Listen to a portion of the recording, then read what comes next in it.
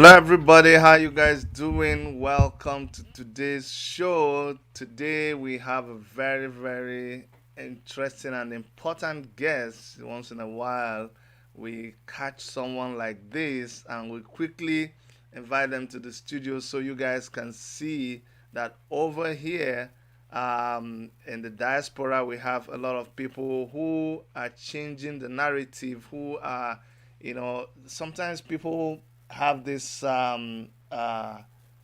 they have this impression about what our people are in the diaspora. So when we catch people like this, we're excited and want to bring them on our show. As you guys must have seen from our caption and our title, we have someone who is a community leader in Guelph. Guelph is in Ontario, in the region of Ontario in Canada. But I am just, without wasting any of your time, I'm going to introduce this person. So please help me as I welcome my namesake also, Chidi NWENE. Chidi, you are welcome. So please, in your own words, can you tell us who Chidi NWENE is? I'm sure we can hear you now. Yes, correct. Thank you very much again for having me in your show. My name is CHIDI from Anambra State. Left in Nigeria in 1995 uh, in search of a better place for environment. I studied forestry management and environmental science, and I went to South America to help them uh, protect the rainforest in the Amazon region. So while I was there, I was involved in a lot of community involvement, cultural diversity, uh, youth uplifting, and I was a little bit involved in the political scenario because actually, when you want something to be changed, you have to be involved. My Yeah. both parents are public servants back in Nigeria, so they taught me how to serve instead of to receive. So I Mm-hmm. had that like a background in me to serve, to be able to uh, contribute to the progress of the community, our environment, and the nation at large. So I came to Guelph here 10 years ago. I've been seriously involved in a lot of community involvement in the Black leadership, the Nigerian Association, the Guelph Black Heritage Society.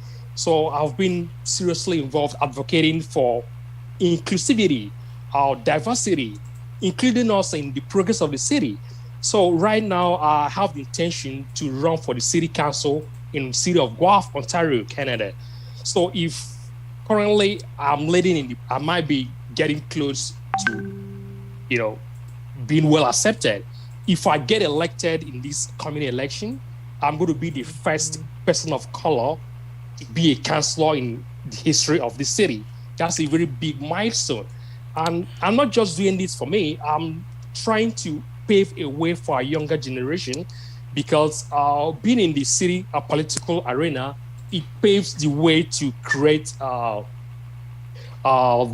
to change the narrative of how people perceive people of color in our society currently. Hold And on, hold by on, Chidi. I don't want us to run ahead of ourselves. Because before you even, I mean, what a mighty milestone you've already accomplished. But let's go back and see where Chidi is coming from. Take us on a journey uh, through your upbringing. We want to see, I want to be able to, for the sake of those who don't know you, for the sake yes, of those who just see you now, in Guelph, Ontario, in Canada, everything is all neat, and what was your it, upbringing like? Where were you born? Like, let's remove the flesh. Take us to the skeleton. that's a very good question. I Were like you born getting in to a the bottom of the case. limousine? A five No, star no, no, no, no, no, no, hospital no, and no, all no. of that? It's funny. I was born at the tail end of the Biafran War. I was Oh, actually born under the bridge. wow! You were born under the Yes. bridge during the Biafran War. Yeah, that's why they call me Chidi. And my last second name is Chibuago. May God stop the war. It's So I funny. was It's funny because your name is Chidi and you were born during the war, and I Yes. I was also born during the Biafran War. And my name is Chidi, so we have a lot of things in Yes. common. Now, You're right.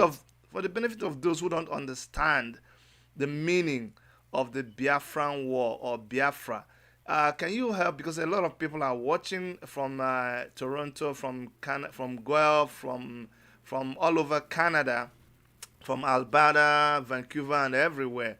We have guests all over the world, and some of them who don't know what is Biafra or what is the Biafran War, just give us a little, explain to them when you say the Biafran War, what is it all about?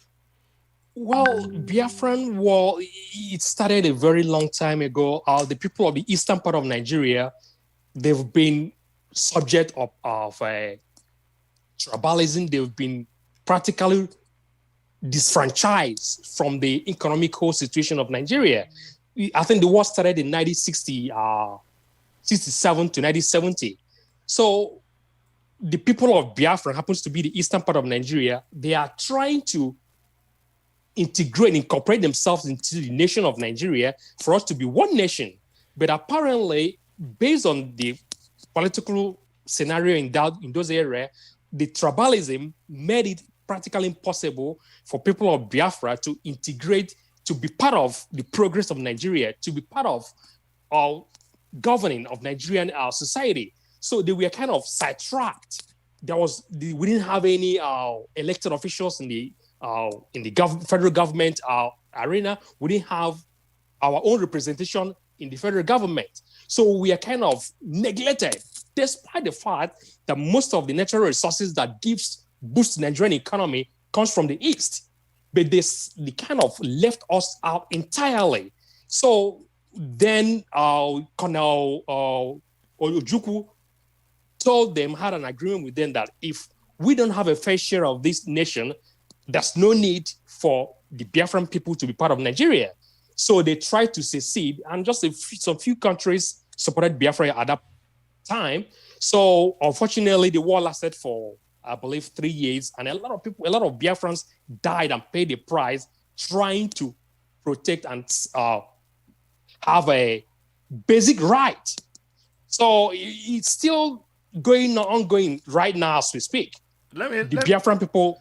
because Go ahead, go ahead. there's a reason why I'm bringing this out. So tell me the kind of what experience, because you were born during that war. Because all of us grew up with stories. So I'd like to hear Yes. the stories that your parents told you about their experience during the war. Yes, during the war, most of my uncles died during the war. My uncles were captains and colonels during the war. I had only one uncle left. All my uncles perished in the war. So my dad, unfortunately, had an injury during the war. He wasn't able to go to war. But my mom was pregnant then for me.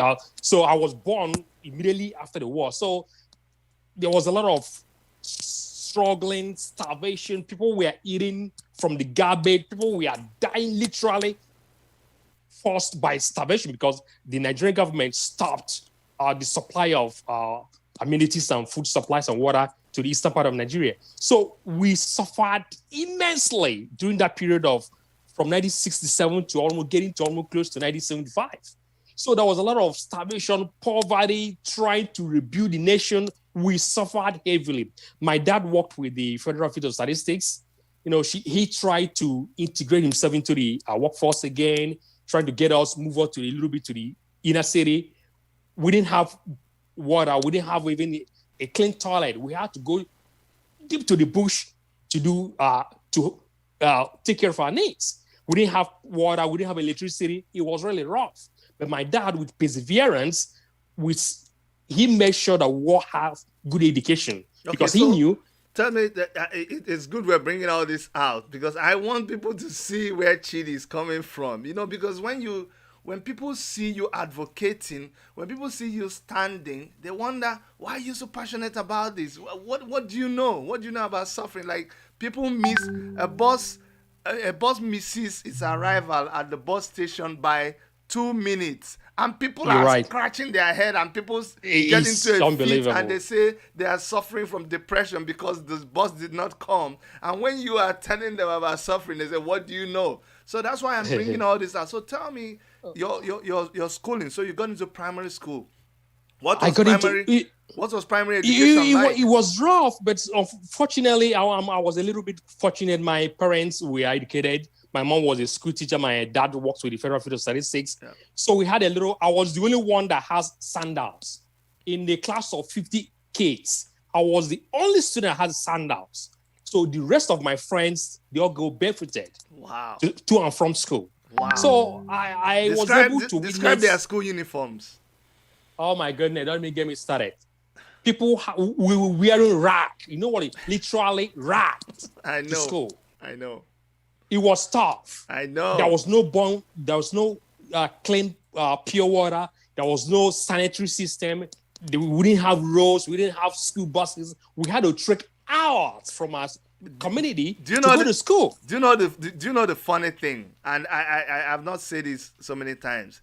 At that time when you and your schoolmates was experiencing this, the rest of the other parts of Nigeria, everything was going on perfectly well. Yes. No suffering. The educational system was okay. People were doing their thing. When in Biafra land that time, people were going through all this. But anyways, you passed through all that hard time. You were fortunate enough. But I mean, the larger percentage went through this hard time. So you have seen oppression. You have seen injustice. You have seen victimization. You have seen people being disenfranchised, you know. And now you went through.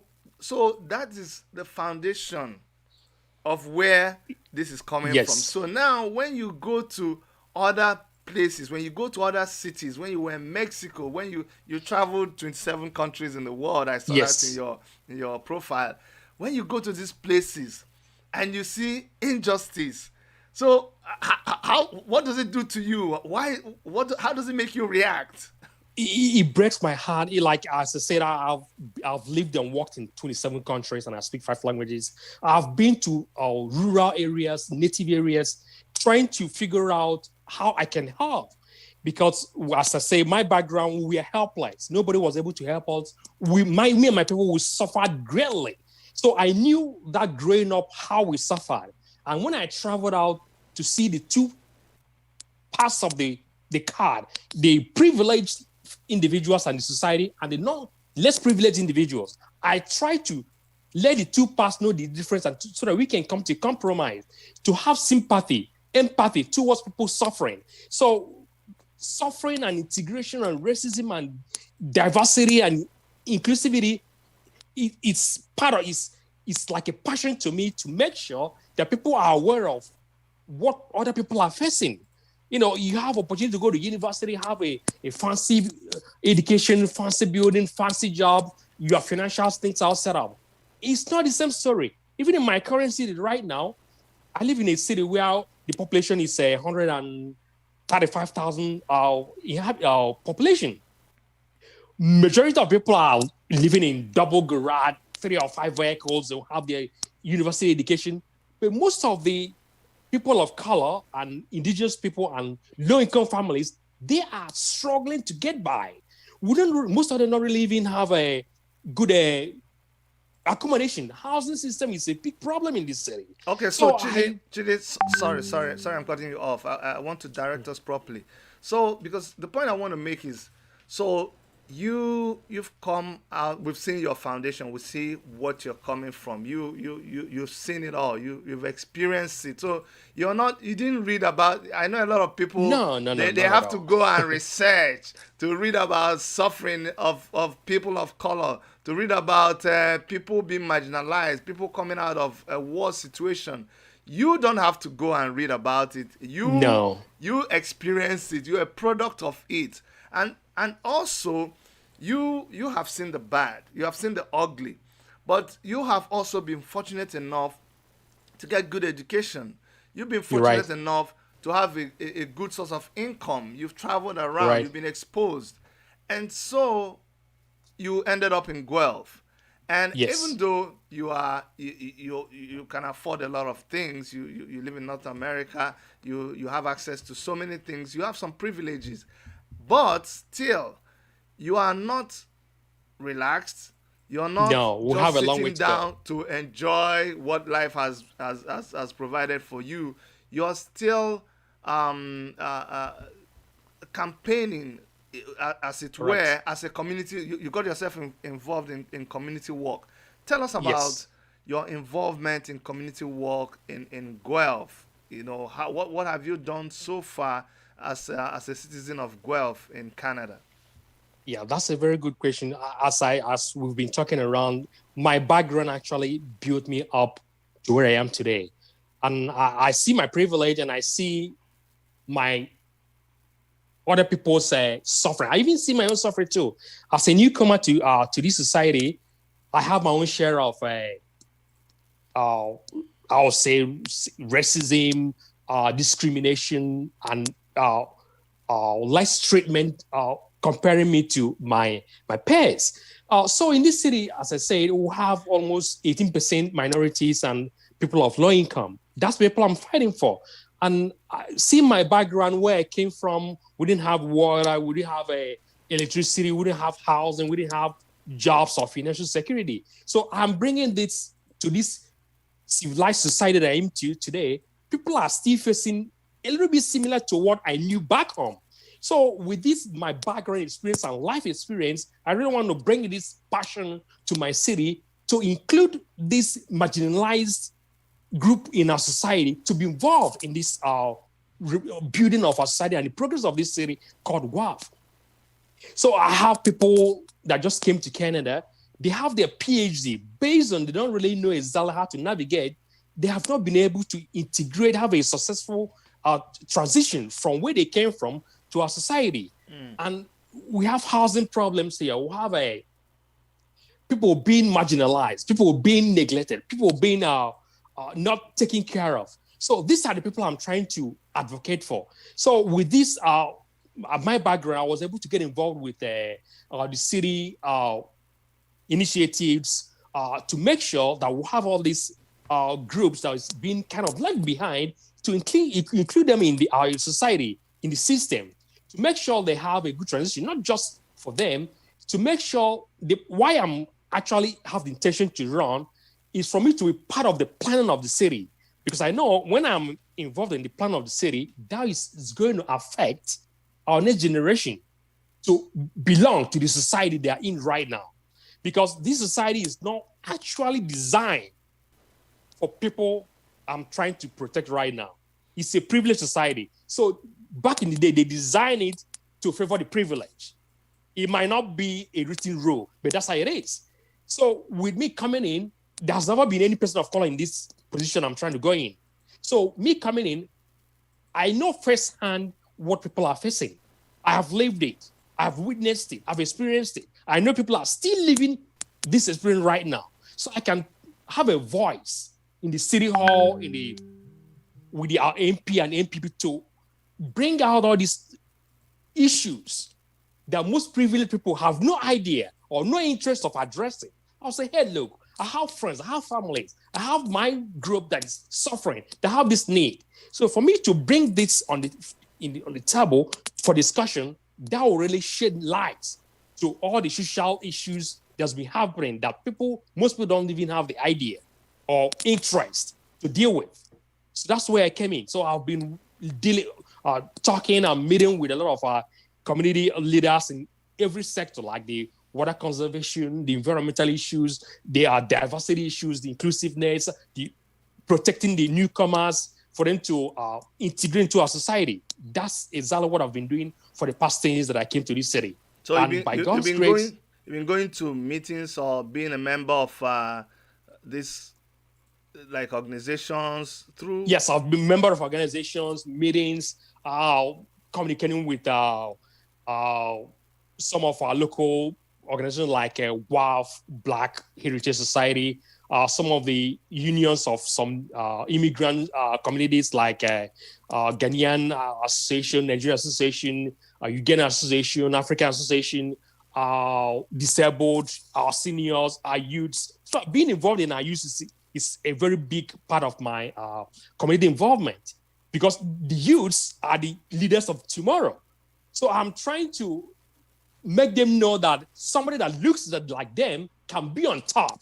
So it's an inspiration. It's like paving the way for the younger generation. So I have a gathering next week, trying to gather all our youths together to tell them what I'm doing. And for them to know exactly, hey, there's somebody fighting for you guys, so that when they finish the education, some of the rules that I help to implement will benefit them immensely to get ahead and integrate themselves into the our society that we're living on right now. Okay. When people hear you talk about people of color, black people, First Nation people, and all that, some people might begin to think, oh, it looks like we don't want to deal with you because it's all about black people. Have you been involved in things that affect other people who are not just people of color, or are they going to say, oh, look at him, he's racist? I know. I know somebody asked me that question. Some of you don't know, my wife is white. My kids are mixed. Okay. My in-laws are white.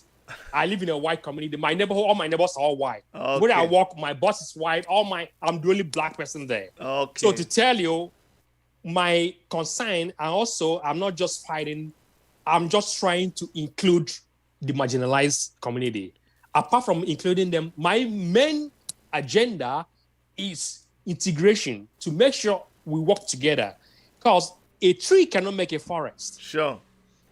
And in this our society now, there have been a lot of integration, there's been a lot of immigration, there's been a lot of diversity, changing the face of the city. That's right. So my part of my agenda is I'm not trying to fight anybody, I'm not trying to be against any group. It's just to integrate, to accept. These groups have been marginalized for a very long time. That's right. Apart from being that, I'm working with other groups like the brown, the white, for us to do things together. Mm-hmm. Like last 2 months, I was with the downtown business union, trying to support our local businesses. Believe in me, all our local businesses are owned by white Canadians. I'm in support of them. I go to them. I talk to them. What do you guys say? Even I'm part of the guys that wrote a petition for them to extend the patio outside dining in downtown Guelph. I don't know if you guys know. They blocked off transit to enter downtown Guelph. Yeah. So restaurants can have their tables patio outside on the street. Wow. So the city staff wanted to stop it last week. So I was part of the group that petitioned it with the help of our mayor, that happens to be my friend, Mayor Cam Guthrie.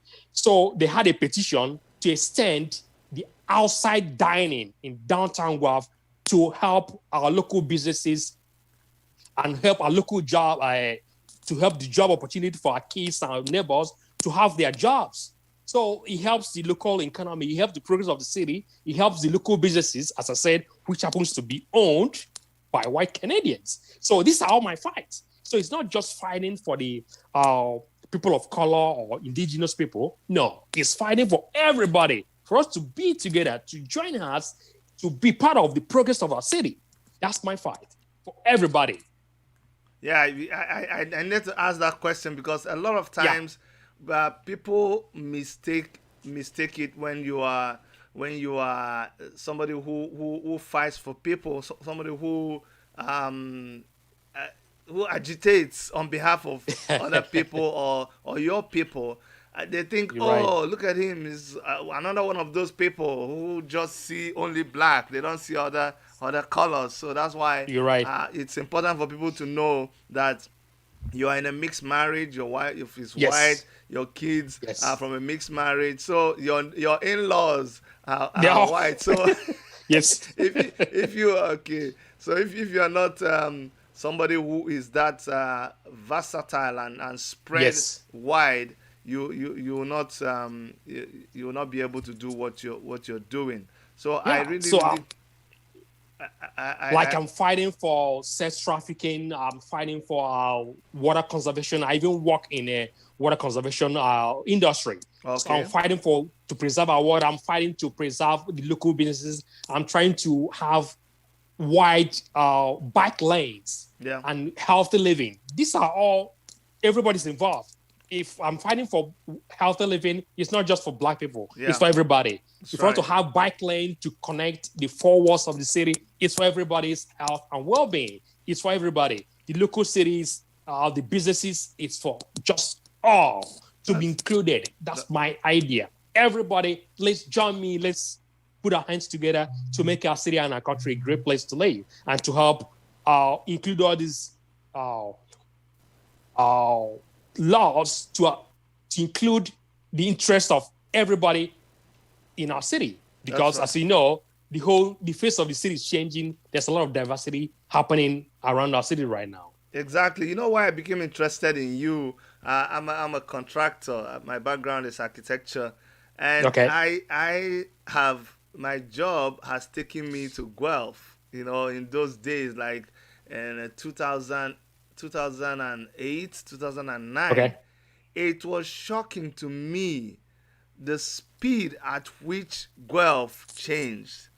You're I'm right. telling you, from 1988, 89, when I went to Guelph, and by 2000, 2004, oh my good, no, sorry, I got it all mixed up. By 2007, 2008, right? The way Yeah. Guelph looked, and now It's around really changed. 2014, 2015, 2000, everything has, and it's been changing so fast. So So I far, it's like the it. fastest growing city in Canada. Exactly. I like it when you recognize that because the city is changing. In those days, Guelph was just a quiet town where It's a people, retirement city. exactly. So it was just a quiet town where people, if you did some things, it looked strange. They just Yes, wanted their you're right. quiet life. But business, as it's growing, a lot of people have moved to Guelph. Diversity has You're right. increased in Guelph. So there was now a need for what you are doing. I know it's not You're right. campaign. It's not No, it's campaign not. period yet. So I know No, there are so many things you would have loved to say, but you cannot say it. But I you're right. think it is safe for you to tell us. You weigh it. I don't know all the rules, but um, tell us what you are allowed to say about. Have you thought about, running for office, and how do you want to go about that and all that? Yes, as you know, the election is going to be in October 2022, and we're not allowed to campaign for now. I'm not campaigning. I'm just trying to bring in some social issues that's been a concern to me. I'm a concerned citizen, and my nature, I'm not meant to sit down and enjoy the ride. So I was with some of the university professors last month. One of them told me, Chidi, why are you so passionate about helping people? Our city is good. Just relax and enjoy the ride. I was offended. I looked at him and said, hey, how about me standing up, speaking up, participating and contributing to the progress of my city, and then enjoy the ride? How about that? Well, oh, that's a good idea. So I can't just sit down and enjoy the ride. I can stand up, I can speak up, Yeah, I can represent my people, and still enjoy the ride at the same time. that's right. That's It right. is a win-win. Yeah. So it looks like a kind of a systematic operation to put in your place. Don't say anything. You have it good. You have a house, you have a vehicle, you're good. I'm not good. My people, some people are not good. So I intend to, try to be a voice to the voiceless. Try to represent people that have no representation and people that have represented for us to work together. Because as I said, the modern city we live right now is not designed for lower people. Back in the day, it's just for the elites. So since the face of the city and the country is changing, it should include all these factors to be involved in the change. Okay. So that's my idea. So I'm not trying, as I said, I'm not campaigning. I'm just trying to bring out these social issues now that we have a kind of a racial tension globally. So people should be aware of their privilege, should be aware of other people's concern, to have empathy, to let people participate Let people contribute. Because as I said, a tree can't make a forest. So when will it be okay to start talking about campaigning or not campaigning? It's early 2020, 22, sorry. Okay, early So you're 2020. talking about around February, March. Okay, That's when they will release the ban. I'm hoping at that time you're gonna come back to our studio and then Definitely, tell us I about will you. come back. Then there are a lot of things I don't want to say right now, as it's but then by then, I am going to express myself in a very formal way to people to hear my concerns and support my cause. Good. Now, you know very well that someone, not just from Nigeria, but from the very area where you come from, was elected as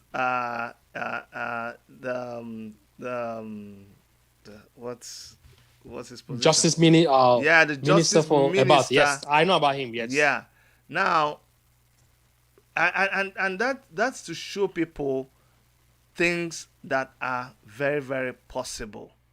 you're Now, right. what do you have to tell our people, seeing that we can have a justice minister in the whole of Alberta where people never thought it could be possible, and now you are warming up to also make history in You're Guelph. right. So, what message do you have for our people who think, "Oh no, we are just here to just be an appendage. We can't talk. This place belongs to a certain people. It's not us. We shouldn't we You're shouldn't right. aspire." What do you have to say to them? Yes, that's a good question. I had a meeting last 2 months with some Nigerian African group. And believe me, 70% of them say, "Oh, Chidi, don't worry about this. You're not going to win." I told them, it's not even about winning. No, you can't just keep quiet and let things things don't just happen like that. You need to get involved. If you don't get involved, nothing is going to happen. I'll tell you an example. Do you know that's a small city in England? A lady from Nanka, Anambra State is their mayor. Wow. They have only 10 people, 10 black people in that community. See For that? some reason, this lady captured the interest and motivation of the whole city. She's the first mayor elected in a tiny city of England. See that? Now, this guy in Alberta was elected, Yeah, like in Guelph. yeah, it's Go ahead. Casey Madu. Yes, that's his name. Yeah, Casey Madu. Yeah. So nobody believed that he's going to win. For him, it's not all about winning. He just tried to express himself, and people see your abilities. And not only that, he is going to pave a way to our next generation. He's going to change the narrative. He's going to know, whoa, so these people are really capable to do something. It's a positive thing for us to know. But a lot of people will discourage you. I've had a lot of discouragement from even my own people. Say, sorry, you don't go there. It's not for you. It's not built for you. You're fine. I say, no, I'm not. I'm fine, but most people are not fine. As I said, it's not all about me. It's all about us. It's all about our next generation. I want everybody to be involved in this campaign. So it's not about me at all. So what do you think our people should do? To be involved in community, to be involved in the community, to be involved in your society, to make your voice heard. Don't just sit down and go to job and come back and sleep and go to job. That's not your mission. No. See how you can help. See how you can help the needy. How you can help people that are struggling. How you can help people out. It's all about serving people, helping people, getting together someplace. Because if something is not done, nothing is done. So if our people can change their mentality that we can be somebody, I believe in me, we can be the prime minister of this nation. We can be somebody that can change the narrative of how people perceive people of color. We can contribute better than other people. I want people to have that self-esteem, that power in them, that urge to be able to do something positive for our people, for our environment, or for society at large. We can do this. Yeah. It's not magic. Yeah. It needs motivation. It needs self-service. I don't know how to explain it. It's just something that is in you that you can bring out the best in you. Yeah. Yeah, that's Casey Mado. I just put up his image there, and I also had an interview with Casey Mado, and I was impressed The same thing you talked about the lady, that was Casey's story, because in the riding where he contested, there was not a black person, and he had Yeah. to. He said, I think he said about 90%, 85 to 90% of the people in the area were all people that were not even black people, Yes, I and he know. was able to get into them. Also, before we round up, I want you to speak to the black community now, because one thing that is helping the black community, that's making the black community not to work together, is this distinction that I see. People still want to see that, oh, like you call somebody an African and they say, I'm not African, I'm Canadian. I'm black Canadian. I'm from the West Indies. I'm Jamaican. I'm not African. You know what? Like, I please, know. can you speak It, to that issue? it is very sad that we have this division among our people of color. We are from the same place. We originated from Africa. Be Period. you from the Indies, from South America, from the U.S. African Americans, we started from someplace. Exactly. So if we start kind of this social stratification, it's not going to get us anywhere. We need to come together as one, as Yeah. brothers and sisters, to make our voice heard. Because Yeah. if we don't do this, we are not going to solve the racial issue that's happening, the social injustice that is happening, the inclusiveness that is happening, the treatment that is happening. We are not going to stop it if we can't come together as one. That's the most important thing. What about where you came from? I don't care if you're from the Indies or South America or Africa. We are all people of color. We should be one to fight just one cause. That's right. That's right. Thank you so much. Thank you so much, Chidi. I appreciate it. It's been a Thank you for very, having very, me. very, very interesting discussion with you. I'm hoping that we're gonna have you back when we can talk Definitely. more about what your intentions are. But please, just keeping strong, keep the faith. We are solidly behind you. This channel will Thank you. do Appreciate whatever it. we can to support you. The stories about you is already buzzing here in Toronto where I live, and I'm sure it's going to resonate in every other city in Canada. We're all going to put our hands together to make sure that whatever your ambition is, that you meet that your heart's desire. Thank you so much for coming to our program. Thank you very much for having me. I appreciate it. Okay, bye bye. Bye. Thank you. Thanks. Bye. Okay, okay. So, ladies and gentlemen, that was Chidi NWENE, who is a community leader in Guelph, Canada, and he was here to talk about his